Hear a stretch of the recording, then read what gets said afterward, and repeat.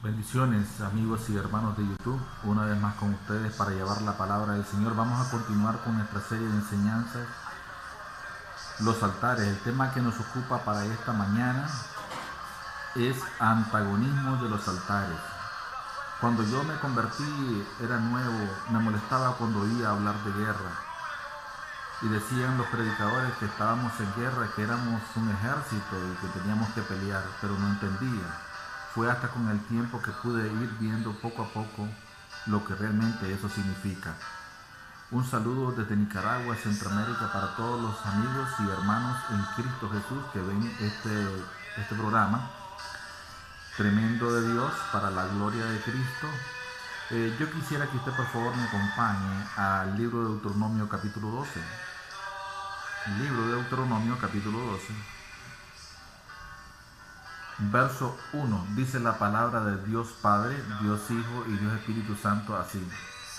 Estos son los estatutos y decretos que cuidaréis de poner por obra en la tierra que Jehová tu Dios de tus padres te ha dado, que tomes posesión de ella. Todos los días que vosotros viviereis sobre la tierra, destruiréis enteramente todos los lugares donde las naciones que vosotros heredaréis sirvieron a sus dioses sobre los montes altos y sobre los collados y debajo de todo árbol frondoso. Derribaréis sus altares y quebraréis sus estatuas y sus imágenes de acera consumiréis con fuego y destruiréis las esculturas de sus dioses y raeréis su nombre de aquel lugar, dice la Biblia. El mandamiento poderoso que tenemos en este tema de antagonismo de los altares es destruir los altares del enemigo. El enemigo ha dejado muchos altares del Señor en muchas iglesias prácticamente sin poder, sin efectividad, deshabilitados. Son prácticamente algo que está ahí pero que no tiene los resultados que quisiéramos tener, que debieran tener. Los altares son para invocar el nombre de Dios, para obtener el poder de Dios, su favor, y para desde ahí no solamente glorificarle y adorarle, sino para desde ahí que se use como lo que realmente es un altar, como una plataforma de guerra contra el enemigo. La palabra altaris, que es una palabra latina, significa plataforma elevada. Así que la plataforma del altar nos sirve a nosotros para combatir al enemigo. Ese altar puede estar en el templo, ese altar puede estar en casa, ese altar puede estar en un cuarto cerrado ayunando y orando, ese altar puede estar en mi trabajo, y desde ahí yo puedo perfectamente bien orar a la hora que yo quiera, a la hora que sea necesario, y derribar esos altares, derribar los propósitos del enemigo, derribar sus intenciones. Aleluya. Como primer punto es derribar los altares. Vamos a tener oraciones nosotros, estrictamente videos donde vamos a grabar solo oraciones para que usted vea cómo se derriban los altares.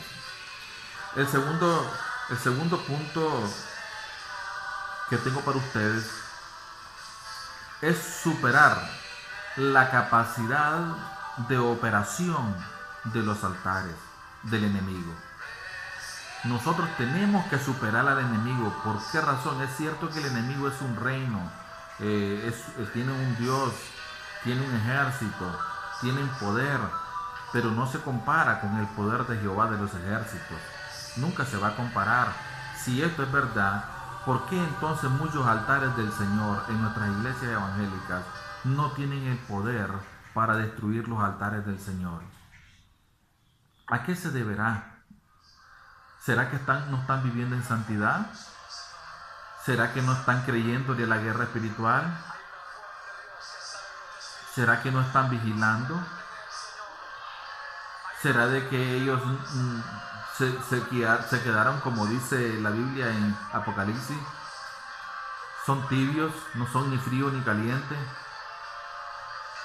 ¿Será que hay pecados ocultos? ¿Pecados sin confesar?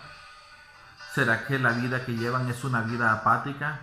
Todo lo que yo he dicho hasta ahorita sobre la causa por qué los altares del Señor están en esa miseria en algunas iglesias, todo esto que he dicho es una realidad.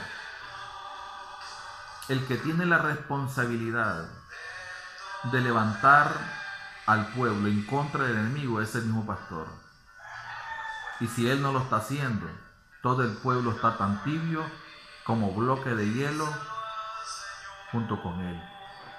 Entonces es necesario de que nosotros entendamos la necesidad de mirarnos a como Dios nos ve, como su iglesia, como un ejército,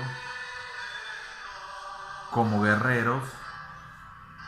Pero muchas veces nosotros decimos que somos guerreros, pero no sabemos cuáles son nuestras armas. Es necesario derribar altares.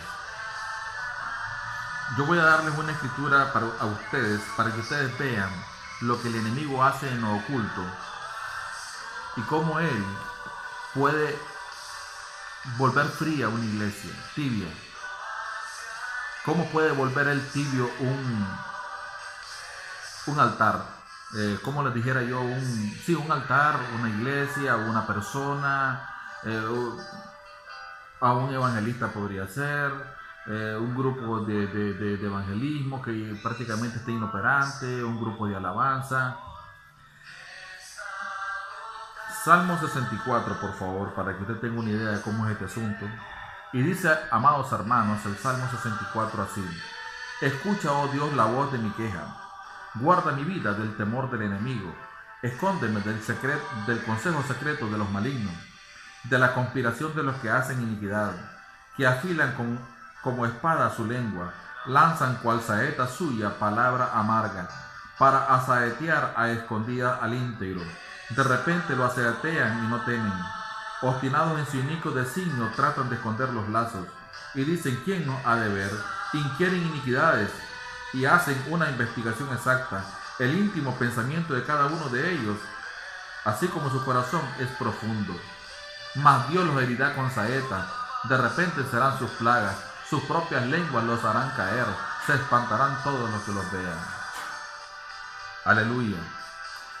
Usted puede ver aquí a los brujos asaeteando. Aquí la palabra saeta es flecha. La palabra que usa él es metáfora, saeta, pero es palabra amarga. Él dice palabras amargas, insultos, improperios, maldiciones en contra de un hombre de Dios, en contra de una iglesia, en contra de la visión de la iglesia, el propósito de la iglesia. Y todo esto se hace desde un altar en lo oculto. Puede ser en un cerro, puede ser en una casa donde el individuo está metido. Ahí tiene su altar él. Y dice: escóndeme del consejo secreto de los malignos, de la conspiración de los que hacen iniquidad. Hay una conspiración. Y la Biblia dice en el libro de Isaías, no recuerdo la cita, que dice: el que conspirare contra ti, quiero que lo sepas, dice el Señor, lo hará sin mí. El que conspirare contra ti, delante de ti caerá. Así dice la Biblia. Y el Salmo dice: caerán a mi lado 1000 y 10.000 a mi diestra, mas a mí no llegarán. Pero para que eso sea una realidad, el cristiano tiene que vivir en guerra, tiene que vivir en constante entrenamiento, en constante capacitación, en constante conocimiento de la palabra, en constante búsqueda, ayuno, oración, en constante elevando su estándar de vida espiritual, para que Dios pueda hacer estas cosas. Dice: que afilan como espada su lengua, lanzan cual saeta suya palabra amarga, para asaetear a escondidas al íntegro. Si al íntegro, sáquelo por conclusión, por favor, lo asaetean con palabras amargas, ¿cómo le puede ir a aquel pastor o a aquella iglesia que no está vigilando, que no está haciendo lo correcto, que creen que todo es congreso, para acá, para allá, y no están viviendo a la altura de la revelación de la palabra que han recibido? Por supuesto, son fácil presa. El diablo conoce qué enemigo le está haciendo la guerra y qué enemigo no le está haciendo la guerra. Qué enemigo es peligroso para él, qué enemigo no es peligroso para él, qué enemigo es tibio y qué enemigo no es tibio. Él conoce. Los demonios están en todas partes. Ellos son una fuerza de inteligencia militar que investigan sobre nosotros. Saben cómo vivimos, si somos hipócritas o no somos hipócritas. Obstinados en su inicuo designio, tratan de esconder los lazos que es trampa y dicen: ¿quién nos ha de ver? Así que los brujos creen que Dios no se da cuenta de nada, que solo el Dios de ellos se da cuenta de todo lo malo que hacen porque lo hacen en lo oculto. ¿Quién nos ha de ver? Dice. Investigan todo tipo de iniquidades. Eso quiere decir aquí, inquieren iniquidades. Es decir, ellos investigan. Si usted lee más abajo, dice, inquieren iniquidades, hacen una investigación exacta. Ellos conocen nuestros placeres. Si es el celular, si pasamos mucho tiempo con él viendo estupideces, ellos hacen una investigación exacta, porque eso les sirve. Esa información le sirve al brujo para atacarnos donde él ve que no estamos funcionando bien. Pero ¿quién le suministra esa información de inteligencia? El ejército de Satanás. Así que los brujos son una fuerza de inteligencia terrenal, pero ellos cuentan con el suministro de información de inteligencia militar que les ofrecen los demonios. Ellos hacen una investigación exacta. Ellos conocen, por ejemplo, a hermanitas cristianas que usan lencería que prácticamente no la debieran de usar y solo la usan las mujeres del mundo para ponérselas principalmente cuando ellas van a la playa. Ellos saben también si el hombre usa cualquier tipo de lencería que solo los hombres del mundo se la ponen. Ellos saben cuál es la pasión de usted. Si los cosméticos o el mundo o el reino de Dios, si los celulares, las prendas, los viajes, los lujos. Ellos hacen una investigación exacta, buscan cualquier falla en nosotros para por ahí bombardearnos. Yo les voy a dar un consejo a ustedes que ven este programa. No le ande comiendo a cualquier persona, no le ande agarrando obsequios a cualquier persona, porque muchos de ellos vienen de personas envidiosas que nos hablan y nos sonríen y nos clavan un puñal por la espalda hablando mal de nosotros, que consultan brujos. Usted agarra un objeto que le regalen, un reloj, alguna cosa bonita que les regalen, y ya viene conjurada, es decir, ya viene maldita, porque ya se hizo una oración de esa comida o de ese objeto, y la persona comienza a tener problemas. Y si no tiene discernimiento, ¿qué clase de persona es la que se le acerca? No debemos de confiarnos, hermanos, ni de personas que dicen que son cristianas. Aleluya. El íntimo pensamiento de cada uno de ellos, así como su corazón, es profundo. Así que en el altar de los satanistas se investiga la vida de uno. Ahí andan investigando qué fecha nació usted. Ahí andan investigando su altura, su peso. Porque hay un tipo de hechizos que no se pueden hacer sin la fecha de nacimiento, para que usted lo sepa. Hay un tipo de hechizo que no se puede hacer si no tenemos la altura exacta de la persona, y eso aparece en la cédula, todos los datos personales de la persona. Debemos de tener mucho cuidado. A muchos cristianos los han arruinado los brujos, porque creen, y principalmente evangelistas, porque creen ellos que el ministerio es brinco, salto, sanar gente, como les dijera yo, predicar bonito, milagros, todo eso es parte de lo que es el ministerio evangelístico, pero no lo es todo. Hay que capacitarse para la obra y el desempeño del ministerio. Uno debe de crecer en todas las áreas de la vida y no quedarse en el lugar donde está. El siguiente punto que tengo para ustedes es derribar los altares y los cultos extraños. Derribar los altares y los cultos extraños que hay en nuestra vida. Todos nosotros tenemos secretos, cosas que debemos de confesar.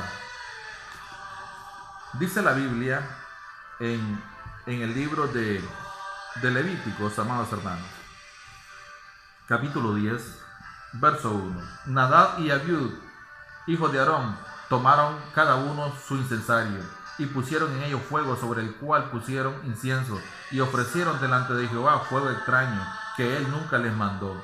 Y salió fuego de delante de Jehová y los quemó, y murieron delante de Jehová. Entonces dijo Moisés a Aarón: esto es lo que habló Jehová, diciendo: en los que a mí se acercan me santificaré, y en presencia de todo el pueblo seré glorificado. Y Aarón cayó. Todas aquellas cosas que lo hacen perder tiempo a uno, hay que sacarlas de nuestra vida. Son altares que el enemigo los aprovecha. Son fuego extraño que el enemigo los aprovecha. Podrían ser lenguajes, palabras que no provienen de Dios, que no son edificantes, pensamientos, engaños, mentiras, comportamiento desleal hacia Dios. Son fuego extraño, dice la Biblia. En los que se acercan a mí me santificaré. Yo manifestaré, quiere decir el Señor, mi santidad, por decirlo de otra manera, a través de los que se acercan a mí. Y si ellos no están haciendo lo que yo les mandé, entonces están en problemas conmigo. Hay dos tipos de cristianos en cuanto a este pasaje que acabamos de leer: los que están haciendo lo correcto y los que están elevando hacia Dios fuego extraño, un culto que Él no les mandó, un mandamiento que Él no les mandó. Entonces se ven ante Dios como enemigos de Él.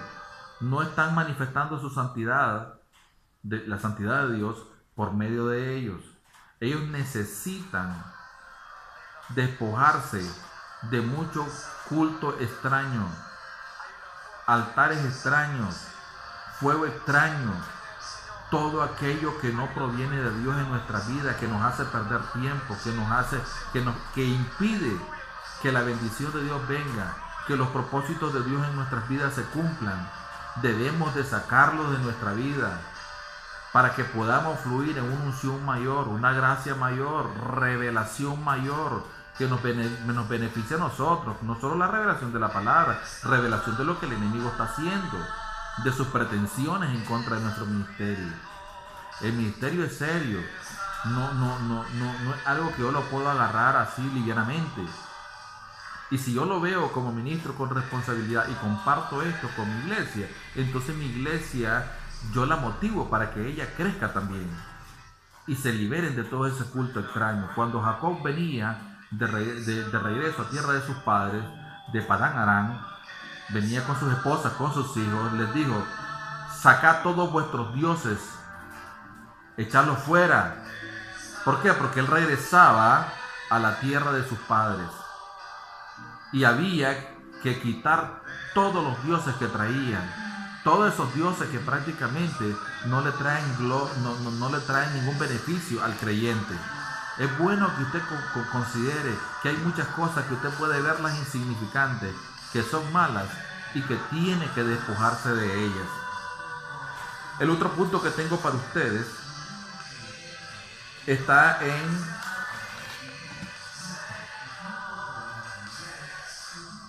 Salmo 144, verso 1. Salmo 144, verso 1. Salmo 144, verso 1. Y dice la palabra del Señor en el Salmo 44, verso 1. Bendito sea Jehová mi roca, que adiestra mis manos para la batalla y mis dedos para la guerra. Como les decía anteriormente, la guerra es una realidad. El que no quiere aceptarla, solo se perjudica, pero estamos en guerra. El enemigo no quiere el avance del reino de Dios, la extensión del reino de Dios, la predicación del evangelio. El enemigo no quiere que las iglesias crezcan. El enemigo se opone a todo, dice la Biblia, aquello que se llama Dios. Así que el cristiano se tiene que ver como guerrero, pero también el cristiano debe de adoptar una actitud de guerrero, una postura de guerrero. Y el guerrero no puede ser buen guerrero sin entrenamiento. La Biblia en inglés no dice adiestra mis manos, sino que entrena mis manos, y usa la palabra en inglés training, de la cual se traduce entrenamiento. Entonces el enemigo pretende superarnos a nosotros, pero nosotros lo podemos superar a él. Lo podemos superar sus altares si nosotros nos entrenamos, nos capacitamos en guerra espiritual. Porque el asunto aquí no solo son lindos mensajes evangelísticos. El asunto aquí es prepararnos para la guerra de todos los días. Tenemos una guerra que librar con finanzas, con familiares, con malas actitudes en nuestras iglesias, con las ataduras demoníacas que hay en nuestro barrio, en nuestras ciudades, en nuestras naciones. Tenemos una guerra que librar. Necesitamos capacitarnos como guerreros en materia de guerra espiritual. No podemos continuar con esa vida. Todo pastor que quiere crecer debe de entender que si él opera en guerra espiritual, si él opera en liberación, el crecimiento de su iglesia está a la vuelta de la esquina. Ya tiene la mitad del camino andado. Yo no veo a Jesús siendo tibio. Yo veo a Jesús como un guerrero, como un sacerdote, apóstol y sumo sacerdote. Pero no lo veo como un sacerdote más. No lo veo como los sacerdotes de los tiempos de él, de la época, los del Sanedrín, los fariseos y los saduceos que no espantaban las moscas, los demonios. Yo lo veo como un pastor que donde ponía sus pies, los demonios temblaban y salían huyendo. Porque él entendió este negocio. Cuando Jesús, el Espíritu Santo, lo llevó al desierto, lo llevó no solo a ayunar, lo llevó a capacitarlo para la obra o el desempeño del ministerio. Jesús conocía sobre guerra espiritual. Total que cuando él se dio a conocer al pueblo hebreo, cuando él se dio a conocer, él, dice la Biblia, y comenzó desde entonces a predicar el evangelio, sanar enfermos, echar fuera demonios, resucitar muertos. Y su fama, dice la Biblia, se extendió por todos los confines de la tierra de Israel. Aleluyita. El modelo perfecto que tenemos en materia de guerrero espiritual es Cristo Jesús. Yo no me explico cómo alguien puede llamarse cristiano y no se ve como un guerrero. No me explico cómo alguien puede llamarse cristiano y no adiestra sus manos para la batalla, no se entrena en materia de guerra espiritual. ¿Cree que esto es oración? Yo oigo a muchos hablar que hay que doblar rodillas y está bien. Hay una oración que se puede hacer de rodillas, 1 hora, 2 horas, lo que usted quiera. Pero hay una oración que se tiene que hacer de pie con los ojos abiertos, como que si estuviéramos peleando con alguien, como que si lo tuviéramos enfrente. Esa es la guerra espiritual. Es guerra contra los altares. Hay algo que se llama antagonismo. Es confrontación de poderes. Es lucha de poderes. Y aquí la lucha la guerra es quién supera a quién. Quién derrota a quién. Quién le captura más terreno a quién. A eso se le llama guerra de posición, en donde dos fuerzas militares, una avanza sobre la otra y avanza sobre el terreno militar. Luego se descuida la otra fuerza y vuelve a recuperar su terreno. El propósito de Dios en nuestra vida es que el terreno que ganemos, que no lo perdamos. que no lo perdamos. Es más, nuestra propia salvación es un terreno que pelear. La Biblia dice, bien claro en Apocalipsis, que perseveremos hasta el final, dice, y que no permitas que otro tome tu corona. Aún la salvación del cristiano tiene que pelearse todos los días. Debemos de pelear por finanzas, por sanidad divina, por crecimiento de la iglesia, porque la ciudad deje de estar en poder del enemigo. ¿Cómo es posible que los altares del enemigo desarrollen un culto a Satanás en la ciudad tan extenso y las iglesias, amén, así está bien pues la cosa? Les voy a poner un ejemplo sencillo: las endemoniadas fiestas patronales. Es un culto a Satanás. Es un culto a Satanás. No solo la idolatría, las fiestas patronales en sí. La palabra patronal se deriva de patrón, y patrón es alguien que gobierna. Así que cada ciudad tiene a un patrón, tiene a un gobernador de ciudad. Ese tipo tiene el control del territorio completo de ese municipio. Hay que derribar esos altares y hay que derribar al enemigo también. Aleluya. Gloria a Dios.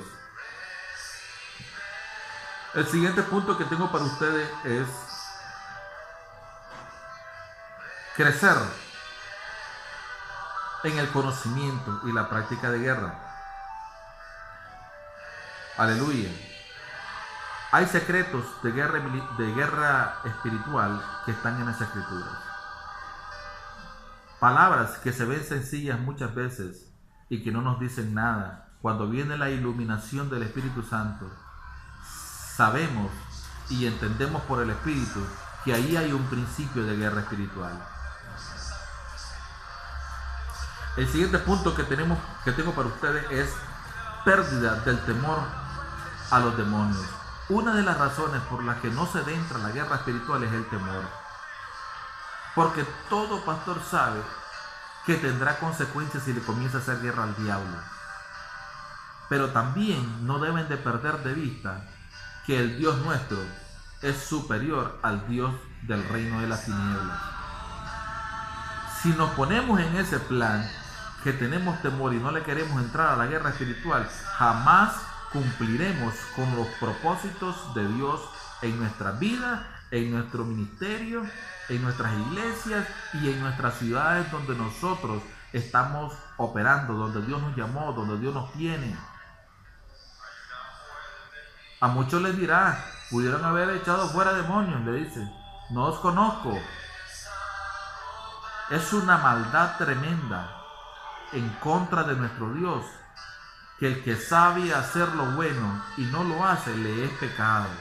Si sabemos que la guerra espiritual es menester de todo cristiano, chiquito o grande, y no lo hacemos, es pecado delante de Dios, es ofensa delante de Dios, es una maldad, porque sabemos hacer lo bueno y no lo hacemos. Eso prueba que nosotros no tenemos interés en nuestra ciudad, en los perdidos, en nuestra nación. No tenemos interés en que no se sigan desarrollando más políticos corruptos. En la misma iglesia de Cristo, ella no ha sido exenta de esta corrupción que hay en el liderazgo. Y todo esto va a traer consecuencias. En Lucas 10:19 dice que yo les he dado potestad de hollar serpientes y escorpiones y toda fuerza del enemigo. Y en Apocalipsis 2:18 dice que los cobardes no heredarán el reino de Dios. No heredarán el reino de Dios. Así que si por cobardía mucha gente no está guerreando ni está enseñando guerra espiritual en sus iglesias, quiero que lo sepan, que ahí hay una sentencia en Apocalipsis, que los cobardes no heredarán el reino de Dios. Teniendo nosotros la potestad de pisotear los altares, los escorpiones, los demonios, las serpientes, y no lo hacemos, no es pecado. Cristo no solamente nos salvó, sino que nos dio potestad de hollar serpientes y escorpiones. Y es nuestro deber suplir para las necesidades de la humanidad. Es increíble cómo hasta cristianos se mueren por brujería. Porque están en una iglesia donde lo único que le interesa a ese dichoso pastor son los diezmos y las ofrendas. La vez pasada me llamaba una hermana de Nueva Segovia y me decía: hermano, tengo un problema, mi negocio va para atrás. No podemos apagar la luz con mi esposo porque comienzan a caerse los trastos, nos menean la cama, nos golpean la puerta, no dormimos en toda la noche. Y usted, le digo, ¿ya le comentó eso a su pastor? Sí, lo que me dijo él es que él iba a orar y que oráramos pues para que se resolviera ese problema. Y lo que necesita la hermana no es que él se vaya a orar a su casa, es que llegue al lugar a liberar a esa oveja de esa opresión demoníaca. Ese es su deber, suplir para las necesidades de la humanidad, suplir para liberar a personas de enfermedades, de problemas de brujería. Y la persona esta estaba siendo atacada por brujería desde un altar, porque una persona pagó para que su negocio se arruinara, para que no durmieran y fuera un infierno su casa y salieran corriendo. Entonces le dije yo: tiene llamadas ilimitadas para darle un montón de textos y una serie de consejos con los cuales usted puede salir adelante. Y se los di. A los 3 días estoy llamando y la persona me dice que desde el mismo día que comenzaron a hacer todo lo que yo les dije, prácticamente fueron libres para la gloria del Señor. ¿Cómo es posible que yo sea pastor de una iglesia y alguien tenga que llamar a otro ministro de otra iglesia para que le pueda practicar liberación? Porque el dichoso pastor que tienen en su iglesia es un mediocre que no enseña nada, que creen que esto solo es estar haciendo un culto, una misa evangélica más. No, esto es responsabilidad, esto es seriedad. No solo debemos de mantener libre a nuestra gente y nuestras iglesias como ministros, debemos de liberar a otras personas que no son de nuestra iglesia, que son pecadores incluso. Es increíble cómo se muere la gente por brujería. Y nadie le quiere entrar al negocio de la guerra espiritual, solo por no tener de enemigo a Satanás y que le esté haciendo la guerra con la mujer, que le levante los hijos, que le estanque las finanzas. Para eso está la guerra espiritual, para que cuando vengan los ataques del enemigo en represalia, porque yo le estoy haciendo la guerra, ahí está la guerra espiritual para liberarnos nosotros mismos. Porque así como tenemos la capacidad de Dios para liberar a otra gente, cuando nosotros sabemos que eso viene del enemigo y nos están atacando, nosotros también tenemos la capacidad de practicarnos liberación nosotros mismos, de liberar nuestros hogares, de liberar nuestros hijos, las esposas, las finanzas, los obstáculos. El ministerio es serio.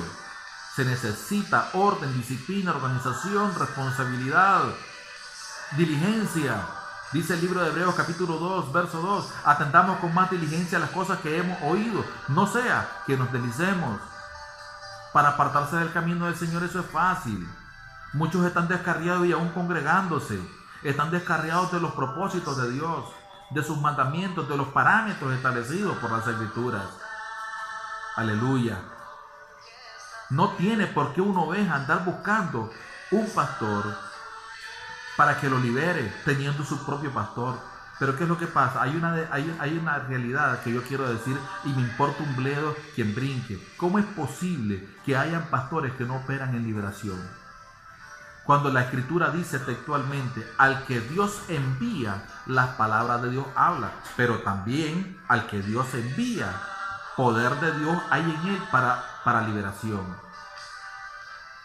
Es increíble que haya un montón de pastores que no operan en liberación. Creen que todo esto es discurso de buenos mensajes, nada más.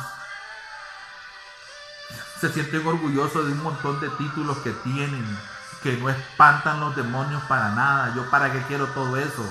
Lo tengo por estiércol, dijo Pablo, y por basura para ganar a Cristo. Me interesa la demostración del Espíritu y de poder. Así dice Pablo en 1 Corintios 2. Ni mi palabra, ni mi predicación fue con palabras persuasivas de humana sabiduría, sino con demostración del Espíritu y de poder, para que vuestra fe no esté fundada en la sabiduría de los hombres, sino en el poder de Dios. Donde llegaba Pablo a hacer un culto, echaba fuera demonios, sanaba enfermos, milagros, maravillas, prodigios, portentos de Dios y una buena palabra. Esa debe ser la labor de todo pastor.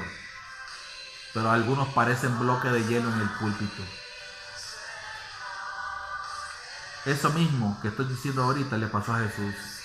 Teniendo pastores Israel, él se compungió de corazón cuando los miró.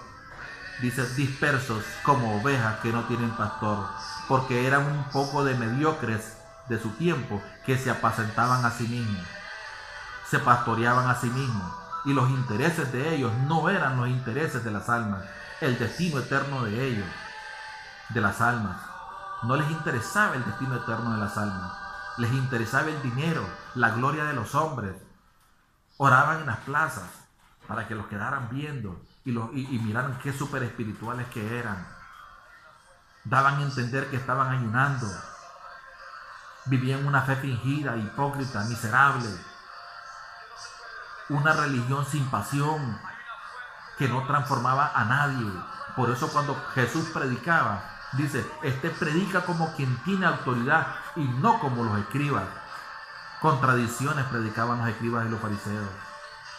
Con mediocridades. No había demostración del espíritu de poder para liberar a las almas. Entonces, ¿qué hacía la gente? Al tener sus propios pastores para que los guiaran por sendas de justicia por amor de su nombre y los hicieran libres, pero al no hacer ellos esa labor con el pueblo, tenían que recurrir a Jesús, y ahí es donde entraban en problemas con él. Eran Nicolás ni deja colar, ni hacían el trabajo de liberación que él les practicaba y se molestaban con Jesús, y comenzaba una envidia recia en contra de él. Ni hacían ni dejan hacer. Por eso Jesús les dijo, ni entráis vosotros, escribas y fariseos hipócritas, en el reino, ni dejad que los que os siguen entren en el reino. Y cuando hacéis un prosélito, lo hacéis 2 veces más hijos del infierno que vosotros. Así les digo. Y así hay muchos en nuestro tiempo también, porque la historia desafortunadamente se repite. Muchos pastores no están supliendo para las necesidades de sus propias iglesias. Entonces los hermanos tienen que buscar, aunque no se vayan de la iglesia, tienen que buscar otro pastor que les practique liberación. Porque el que tienen ahí está con las manos vacías, no conoce al Señor, es un pastor sin revelación, sin operación de Dios, sin unción. Y esa no es la voluntad de Dios. Dios me les bendiga y me les guarde. Espero haberles bendecido con esta palabra. Por favor, suscríbase en rojo en YouTube, donde dice suscribirse. Dele clic a la campanita para que usted reciba mensajes y videos nuevos. Por favor, comparta por favor este mensaje con otras personas que están necesitadas. Por favor. Y dele like si le gustó este mensaje. Todo lo que usted necesita para comunicarse con nuestro ministerio está ahí mismo en YouTube. Número de teléfono, correos electrónicos. Síganos por favor en Facebook. Búsqueme por favor como Varón Aprobado en Facebook. Y comparta por favor los mensajes. Y recuerda, aún un poquito y el que ha de venir vendrá y no tardará.